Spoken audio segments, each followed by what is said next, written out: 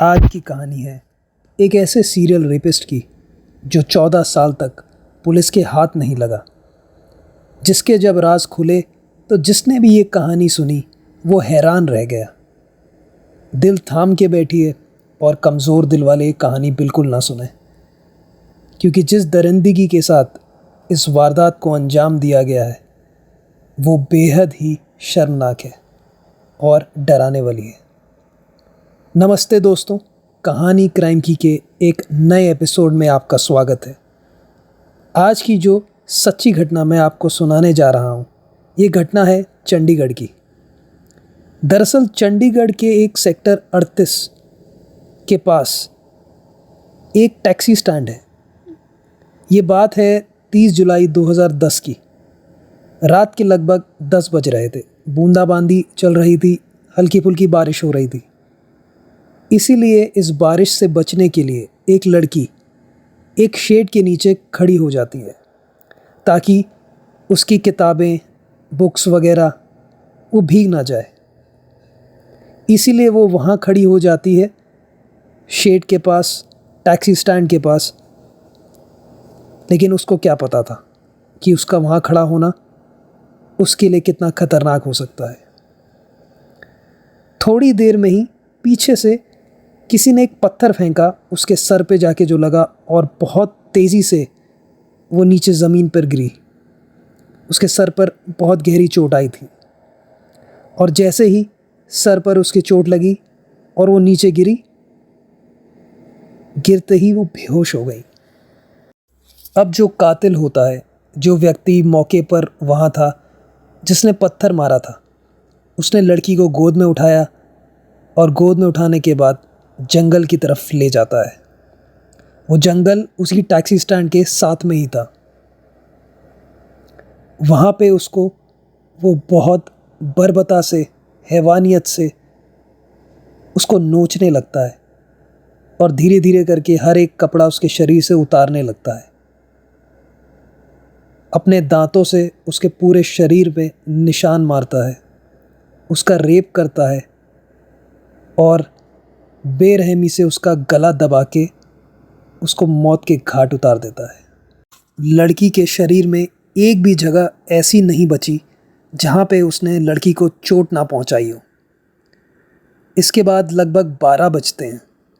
12 बजे लड़की के फ़ोन पे एक रिंग बजती है और लगभग 2 घंटे उसको नोचने के बाद, उसका रेप करने के बाद, उसकी बेरहमी से हत्या करने के बाद उस कातिल ने बड़े मज़े से वो फ़ोन उठाया जो फ़ोन बज रहा था, और दूसरी तरफ फ़ोन के इस लड़की का पिता था, जिसने बोला रोते हुए, बेटी तुम कहाँ हो, कहाँ रह गई तुम, इतने देर हो गई, मैं तुमको इतना फ़ोन कर रहा हूँ, तुम फ़ोन क्यों नहीं उठा रही।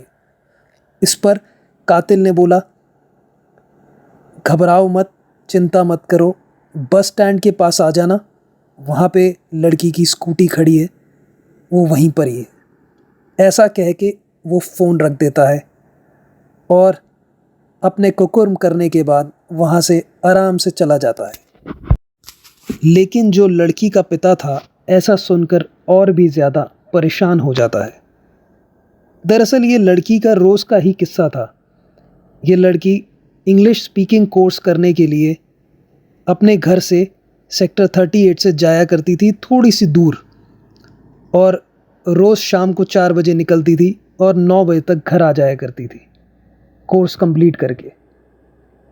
लेकिन उस रात 9 बजे तक वो घर वापस नहीं लौटी और बारिश हो रही थी, तो उसने सोचा टैक्सी स्टैंड है, यहाँ पे शेड है, यहाँ पे मैं रुक जाती हूँ, जैसे ही बारिश ख़त्म होगी मैं घर चली जाऊँगी। लेकिन उस रात ऐसा नहीं हुआ। बारिश हो रही थी, उस वजह से वो रुक गई वहाँ पर और इंतज़ार करने लगी कि कब ये बारिश ख़त्म हो और मैं घर जाऊं। इसीलिए उसका पिता काफ़ी चिंतित हो गया, काफ़ी देर से वो फ़ोन कर रहा था, और जब 12 बजे कातिल ने कॉल उठाया और ऐसे से बताया तो पिता बहुत ज़्यादा घबरा गया। अब इसी बीच जब वो घर नहीं लौटी तो पिता इतना ज़्यादा परेशान हो गया कि उसने कोचिंग सेंटर से लेके हर दोस्त यार, हर किसी को फ़ोन लगाया, रिश्तेदार, सब जगह बोला कि मेरी बेटी नहीं घर पहुंची, क्या आपने देखी है, क्या आपकी उससे बात हुई है। लेकिन हर जगह से बस यही सुनने को मिल रहा था कि हमें नहीं पता कुछ भी, हमारी कोई बात नहीं हुई। लेकिन जब पिता फ़ोन करता है और कातिल बोलता है कि टैक्सी स्टैंड पे उसकी स्कूटी खड़ी है, वहाँ पर आ जाओ, तो पिता बिना किसी देरी के जब वहाँ हड़बड़ी में पहुँचता है और स्कूटी पहचानता है जिसका नंबर CH03Q6070, वो स्कूटी को देखकर ज़ोर ज़ोर से रोता है और देखता है उस स्कूटी पे ब्लड के निशान भी होते हैं। इधर उधर अपने सर को घुमाता है, आसपास देखता है, उसको समझ नहीं आता कहाँ ढूंढूं। तभी वो देखता है टैक्सी स्टैंड के पीछे जंगल है और वो उसी जंगल की तरफ भागता है।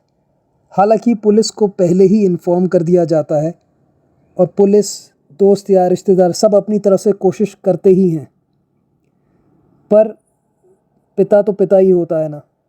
उसके अंदर इतनी ज़्यादा हड़बड़ी थी, इतना बेचैनी थी कि वो उस जंगल की तरफ जब भागा और चिल्लाता हुआ अपनी बेटी का नाम लिया तो चारों तरफ सिर्फ सन्नाटा और अंधेरे के अलावा कुछ नहीं था। लेकिन पिता आवाज़ लगाता रहा और आवाज़ लगाते लगाते उसको अपनी बेटी दिखाई देती है। बेटी के तन पे एक भी कपड़ा नहीं होता और शरीर पर जगह जगह चोट के निशान थे। तुरंत ही उसने अपनी बेटी को उठाया और पीजीआई अस्पताल ले जाता है, जो कि वहाँ से महज 1 किलोमीटर की दूरी पर था। वहाँ पे डॉक्टर्स बॉडी को देखते हैं और कहते हैं वो अब जिंदा नहीं है। और जैसे ही ये बात पिता को पता चलती है, उनका रो रो कर बुरा हाल हो जाता है। खैर, पुलिस ने एफआईआर तो दर्ज कर ही ली थी और पोस्टमार्टम के लिए बॉडी को भी भेज दिया था। और पोस्टमार्टम के बाद पता चलता है कि उसके साथ कितनी बेरहमी से दरिंदगी की गई है। उसके सिर पर चोट मारी गई पत्थर से, उसकी गला दबाकर हत्या कर दी गई, उसके पूरे शरीर पे दांत से नोचे हुए निशान पाए गए, कान काटा गया, आँख के आसपास ब्लड पाया गया। अब पुलिस के रडार पर उस लड़की के जितने भी दोस्त हैं सब आ जाते हैं। पुलिस अपनी इन्वेस्टिगेशन शुरू करती है। अब जितने भी लड़की के दोस्त या रिश्तेदार, सबसे पुलिस पूछताछ करना शुरू करती है। लेकिन बार बार कोशिश के बाद भी कोई सफलता नहीं मिल रही थी। पुलिस ने रितेश, सचिन, हितेश, सागर, इनको पकड़ा जो उस लड़की के दोस्त थे, और इनको पकड़ने के बाद इनका नार्को टेस्ट करवाया, साथ ही इनका ब्रेन मैपिंग टेस्ट भी कराया, ये जानने के लिए कि कहीं ऐसा तो नहीं कि दोस्त ही कातिल हों। लेकिन जब उनके खिलाफ कोई पर्याप्त सबूत नहीं मिलते हैं तो पुलिस परेशान हो जाती है।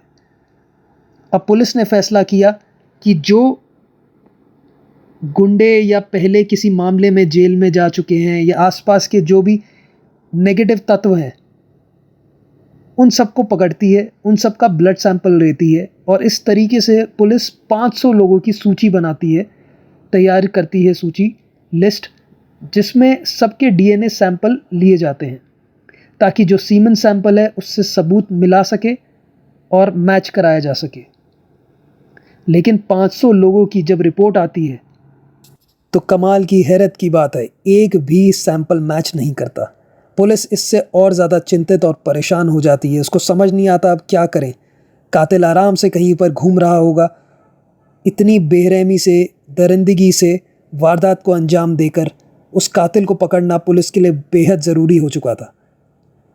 हालांकि पुलिस ने चार्जशीट फाइल करी थी, लेकिन कोर्ट में जाकर ये मामला ठंडा पड़ जाता है क्योंकि ना कोई सबूत था, ना कोई गवाह था, और इसीलिए ये केस कोर्ट में ठंडे बस्ते में चला जाता है पर्याप्त सबूत के अभाव में। वक्त आगे बढ़ने लगता है। 1 साल, 2 साल, 4 साल और लगभग 12 साल बीत जाते हैं। यानी मैं बात कर रहा हूँ 11 जनवरी 2022 की। ये कहानी 12 साल आगे पहुँच जाती है। 11 जनवरी 2022 की रात 8 बजे का वक्त होता है। एक कपल, पति पत्नी, पति का नाम जॉली कौर और पत्नी का नाम मनदीप कौर दोनों मार्केट में ख़रीदारी करने गए थे। ख़रीदारी करने के बाद जब दुकानदार को पैसे देने का नंबर आया तो कुछ पैसे उनके पास कम पड़ रहे थे। तो पति ने कहा कि मैं पैसे लेकर आता हूँ, पास से ही भतीजे का घर है, वहाँ से तुम यहाँ पर वेट करना। ऐसा कह के पति बाइक से जाता है और तुरंत पैसे लेकर 10-15-20 मिनट में आ जाता है। जैसे ही वो दुकान पे पहुंचता है, दुकानदार को बोलता है लो मैं पैसे ले आया। तो दुकानदार कहता है लेकिन भाभी जी तो चली गई। भाभी जी की उम्र, मनदीप कौर की उम्र 40 साल के आसपास होती है। पति को लगता है शायद घर पहुंच गई होगी। जब घर पहुंचता है तो देखता है घर पर वो नहीं है। फिर वो पड़ोसियों से, रिश्तेदारों से, सबसे पूछता है लेकिन मनदीप कौर का कहीं कुछ पता नहीं चल रहा। फ़ोन लगाता है बार बार, लेकिन फ़ोन स्विच ऑफ जा रहा होता है। तब पति परेशान हो जाता है कि ये फ़ोन स्विच ऑफ कैसे जा रहा है। दरअसल मलोया थाना क्षेत्र में अगले ही दिन स्नेह लेक एक जगह है जिसके साथ एक जंगल लगता है। वहाँ 12 जनवरी 2022 यानी कि 11 जनवरी को मनदीप कौर गायब हुई। 12 जनवरी 2022 को अगले दिन इस महिला मनदीप कौर की लाश नग्न अवस्था में मिलती है। सर पर वही चोट के निशान, पूरा बदन दांत के निशान से कटा हुआ, बेरहमी से कत्ल और रेप किया गया। ऐसा देखकर साफ लग रहा था जैसे किसी हैवान ने उसके साथ कोई दरिंदगी की हो। मनदीप कौर को किसी भारी वस्तु से सर पर मारा गया था, फिर घसीटकर जंगल ले जाकर उसका रेप कर दिया गया और वो दर्द से चिल्ला रही थी, तड़प रही थी, लेकिन कातिल को इससे कोई फ़र्क नहीं पड़ रहा था और वो अपना कुकर्म कर रहा था और उसको मारकर बड़े आराम से वहाँ से निकल गया था। जब अगले ही दिन पुलिस को लाश मिलती है तो पुलिस पोस्टमार्टम के लिए लाश को भेज देती है और वहाँ पर CFSL की टीम जो इस केस को रीड कर रही थी, शुरू में उसको लगा कि ये केस तो हमने पहले सुना हुआ है, पढ़ा हुआ है। एक एक बारीकी इस केस की उसको किसी केस की याद दिला रही थी, किसी पुराने केस की।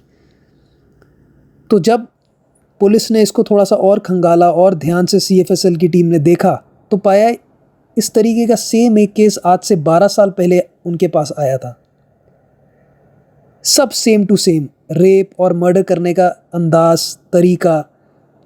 पुलिस को वो 12 साल पहले का केस याद आ गया जिसमें 500 लोगों का सैंपल टेस्ट के लिए लिया गया था, लेकिन उसके बाद भी केस सॉल्व नहीं हो पाया। अब पुलिस को समझ में आ गया कि ये केस सॉल्व करना कितना ज़रूरी है और ये जो भी कातिल है एक सीरियल रेपिस्ट है और अगर इसको नहीं पकड़ा गया तो और ना जाने कितने कत्ल होंगे। वहाँ की SSP कंवरदीप कौर, उन्होंने एक स्पेशल टीम बनाई जिसमें DSP Charanjit Singh, inspector Jaswal, sub inspector Mohan Kashyap, constable Sunil और कांस्टेबल विकास को लिया। इन 5 लोगों की टीम बनाई और कहा कि कुछ भी हो जाए, कैसे भी करके हमें कातिल को पकड़ना है। आप 5 की ये ड्यूटी है। आप 5 को किसी भी तरीके से इस कातिल को इसके गुनाहों की सज़ा दिलानी है और इसको जल्द से जल्द पकड़ना है। अब पुलिस पहले भी कोशिश कर चुकी थी लेकिन उनके हाथ कोई कामयाबी नहीं लगी थी। लेकिन इस बार पुलिस की जो टीम गठित हुई उसने सोचा कुछ अलग करते हैं, कुछ ऐसा प्लान करते हैं जिससे कातिल जल्द से जल्द पकड़ा जा सके या कातिल ने सोचा भी ना हो कि उसके साथ ऐसा हो सकता है। और उन्होंने प्लानिंग बनाई कि हम पूरे इलाके चंडीगढ़ और पंचकुला के आसपास एक ब्लड डोनेशन कैंप लगाते हैं और इसी बहाने से वो हर घर, हर मोहल्ले में जाकर लड़के, आदमियों के ब्लड सैंपल लेने की कोशिश करने लगे। क्योंकि लेडीज़ का ब्लड सैंपल इतना मायने नहीं रखता था तो पुलिस की कोशिश यही रहती थी कि जितने भी मर्द या कोई आदमी, लड़का जो भी घर पे मिले उनको कन्विंस करें, उनसे बात करें और कोशिश करें सबके जितने ज़्यादा से ज़्यादा लोगों के ब्लड सैंपल मिल सके वो लेकर उनकी टेस्ट कराई जाए, उनको टेस्टिंग कराया जाए। ऐसी कोशिश करते करते जब पुलिस की टीम सेक्टर 38 की झुग्गी नंबर 16 पे पहुंचती है तो वहाँ एक मोनू कुमार नाम का लड़का रहता था। काफ़ी देर से उसकी माँ से पुलिस वालों की बात चल रही थी। पुलिस वाले जो डॉक्टर के भेस में आए हुए थे उसकी माँ को कन्विंस कर रहे थे कि जी हमें सैंपल चाहिए ऐसे ऐसे। तो माँ ने कहा वो अभी टॉयलेट करने गया है, वो आता है तो आप बात कर लीजिएगा। लेकिन पुलिस को उसके टॉयलेट से निकलने के आधे घंटे तक इंतज़ार करना पड़ा। पुलिस को उस वक्त तो कोई शक नहीं हुआ, लेकिन जैसे ही वो टॉयलेट से बाहर निकलता है वो मौका पाते ही निकल के भागने की कोशिश करता है, वहाँ से बहाना मारने की कोशिश करता है, क्योंकि वो आवाज़ तो सुन चुका था और ब्लड सैंपल देना पड़ रहा था। उसको ये पता था कि देना है और ऐसी कोशिश वो कर रहा था कि ना देना पड़े। यही बात पुलिस को, जो कि डॉक्टर के भेस में आए थे, समझ गए थे कि कुछ गड़बड़ है और मोनू को बड़े प्यार से पुचकार कर पुलिस वालों ने ब्लड सैंपल ले लिया। और ब्लड सैंपल लेने के बाद कहा अब तुमको जहाँ जाना है चले जाओ, हमको कोई एतराज़ नहीं है। ऐसा कहकर पुलिस वाले वहाँ से चले जाते हैं। ऐसे पुलिस वालों ने करीब 1-1.5 साल लगा के 300 लोगों के ब्लड सैंपल लिए थे। यानी कि अब डेट आ जाती है अप्रैल 2024 की। 300 लोगों के ब्लड सैंपल कलेक्ट करके पुलिस ने जब रिपोर्ट के लिए भेजे और जब रिपोर्ट आई अप्रैल 2024 के एंड में और जब सबका मिलान किया गया तो कमाल देखिए, वही मोनू कुमार जिसके लिए पुलिस ने आधा घंटा इंतज़ार किया, उससे ब्लड सैंपल मैच कर जाता है। फिर क्या था, पुलिस वाले मोनू कुमार के घर जाते हैं, यानी कि 1 मई 2024 को। और अब वो डॉक्टर नहीं बल्कि पुलिस के रूप में थे और मोनू उनको देखते ही पहचान गया कि ये तो वही लोग हैं जिन्होंने ब्लड सैंपल लिया था, जो डॉक्टर बन के उसके घर पर आए थे। मोनू उनको, पुलिस वालों को देख के एकदम हैरान हक्का बक्का रह जाता है और कहता है अपनी माँ से, माँ मेरे लिए रोटी बना दे, शायद फिर भविष्य में रोटी खाने का अवसर नहीं मिल पाएगा। माँ रोटी बना रही थी। पुलिस वालों ने कहा कोई बात नहीं, इंतज़ार कर लेते हैं, तू आज रोटी ही खा ले, क्या पता तेरी ये आखिरी रोटी हो। और माँ बिलक बिलक के रो रही थी, उसको समझ में नहीं आ रहा था ये हो क्या रहा है।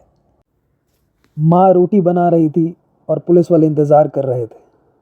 मोनू रोटी खा लेता है। खाने के बाद पुलिस के साथ मौका वारदात पर जाता है, जो कि उसके घर से महज 500 मीटर की दूरी पर था।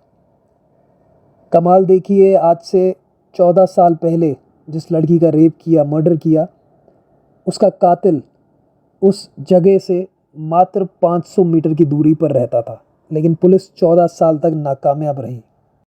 जब 2010 में उसने कत्ल रेप किया था उस लड़की का, तो इस मोनू कुमार की उम्र रही थी 20 साल। आज वो 34 साल का एक मर्द हो चुका था। मोनू कुमार पेशे से टैक्सी ड्राइवर था और जब मोनू कुमार को हिरासत में लिया गया और पुलिस ने सख्ती से पूछताछ करी तो काफ़ी जानकारियां सामने आईं। एक के बाद एक मामले खुलते रहे। मोनू ने बताया कैसे 2008 में उसने ऐसे ही एक लड़की का कत्ल किया, उसका रेप किया, उसके साथ ही वारदात करी हिमाचल प्रदेश में, और उसके बाद वो सीधा चंडीगढ़ आ गया। फिर 2010 में उसने इस लड़की के साथ करी और फिर 2022 में मनदीप कौर के साथ। वो एक पेशेवर चोर डकैत भी था जो चोरी चकारी झपटा मारी ये सब करता था। उसके खिलाफ हिमाचल में करीब 6 से 7 केस चोरी के चल रहे थे और भाग के छुप के यहाँ रह रहा था। अगर आज से 14 साल पहले ये कातिल पकड़ा जाता तो शायद आज मनदीप कौर के साथ ऐसी घटना नहीं घटती। अगर 2010 में ये पकड़ा जाता तो ये 2010 वाली घटना कभी नहीं घटती, अगर हिमाचल पुलिस ने थोड़ी मुस्तैदी दिखाई होती। खैर, देर आए दुरुस्त आए। जब एक क्रिमिनल का वक्त पूरा होना होता है वो तभी होता है, और जब तक वो पकड़ा नहीं जाता वो वारदात को अंजाम देता रहता है, ऐसी गलतफहमी में रहकर सोचकर कि मैं कभी पकड़ा नहीं जाऊंगा। आखिर पुलिस उसको पकड़ लेती है और अब कोशिश चल रही है कि जितनी ज़्यादा से ज़्यादा सबूत उसके खिलाफ़ इकट्ठे हों ताकि उसको सख्त से सख्त सज़ा कोर्ट में मिल सके। जिस तरह से उसने इन वारदातों को अंजाम दिया, तो पुलिस की भी यही कोशिश है उसको सख्त सज़ा कोर्ट में मिल सके।